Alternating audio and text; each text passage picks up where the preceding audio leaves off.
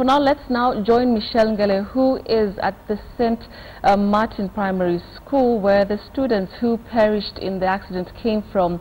Michelle, how is the situation right there, if you can hear me? It would be safe. If you then now turn to page 270. Students from St. Martin's Primary School here in Muranga turned tragic after 7 of them drowned in the ocean yesterday. Now, the students are said to have gone to the ocean at about 12:30 p.m. but the tragedy took place at 5:30 p.m. when strong tidal waves swept away some of the students. What is not clear as of now is whether the students went out to sea with or without the supervision of the teachers who accompanied them out to sea. And we also have reports from the Red Cross that only 48 out of the 56 pupils that went for this trip have been accounted for, which leaves 8 students unaccounted for. But the reports we have is that only 7 students lost their lives. And I am joined now by Father Stephen Kinuthia, who is the school administrator. Thank you very much for joining us, Father. Maybe you could start by telling us how many teachers accompanied these students out for this trip. We had 4 teachers, 1 staff from the school. We had the brother director and sister matron. And maybe you could also tell me, when these students went out to sea, were they under the supervision of these teachers? Yes, they were. Yes.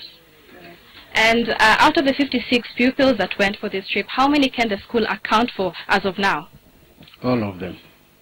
I can confirm to you that all of them are now accounted for. Yes. Right. And this is quite a tragic experience for such young students. Have they undergone any counseling, or are there plans for them to undergo counseling when they get back to Muranga? Yes, you can see the Red Cross people are already here, and they are already undergoing the counseling in Mombasa. And when they arrive, we are going to see how far we are going to assist them as a school and as a diocese. Maybe you could also tell us what class is this that went for this trip, and maybe the age bracket of the students who lost their lives? This is class 8. They normally have this trip every year.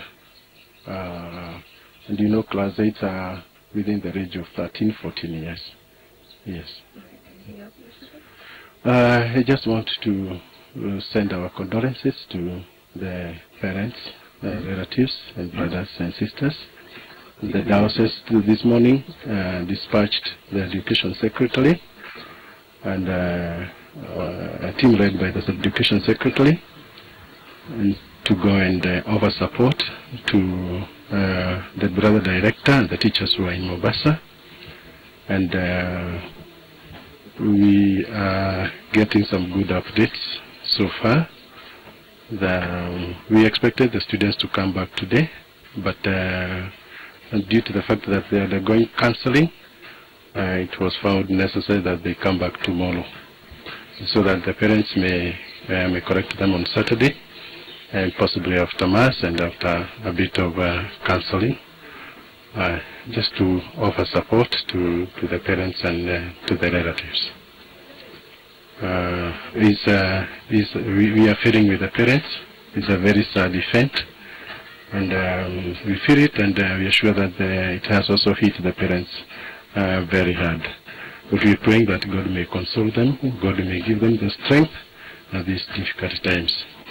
We thank our friends who are supporting us in Mombasa, and even I am made to understand that even our governor has already reached Mombasa just to see how far, how much the county government can assist us. Thank you very much. Thank you very much.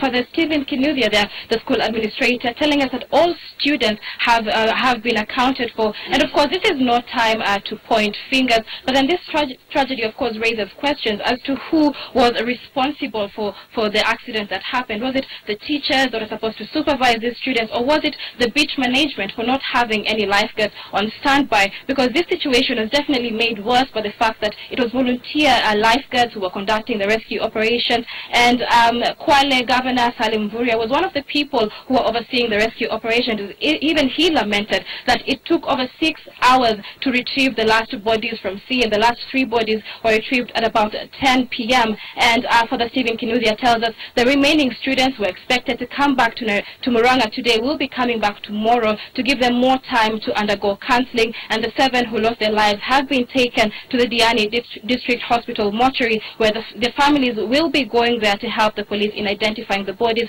as well as Muranga Governor Mwangi wa Iria, who will be joining the families as they help police in identifying the bodies. That's it from here on this end. We will be camping right here to bring you more updates in our subsequent bulletins. For now, it's back to you in studio. Thank you very much, Michelle Ngele there. Of course, her and Francis Ontomo, who's in Mombasa, and specifically Diani, where Mwangi wa Iria and of course the families of those children who died are currently making their way to basically identify the bodies of those children, the 7 children who died yesterday in that unfortunate incident in Mombasa. Francis Ontomo will be keeping tabs on that particular developing story.